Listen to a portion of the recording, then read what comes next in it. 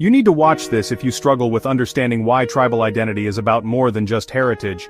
It's a history shaped by treaties, government roles, and hard-won recognition. Here's how it all unfolded. Centuries ago, native nations thrived with their own laws and kinship systems, no paperwork needed. But the arrival of Europeans changed everything. Treaties in the 18th and 19th centuries forced tribes to prove who belonged, often for survival.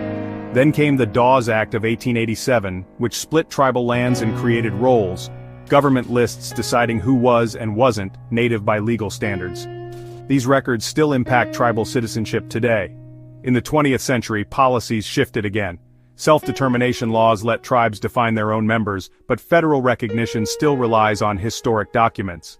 The result? Tribal identity is now a blend of heritage, community, and paperwork.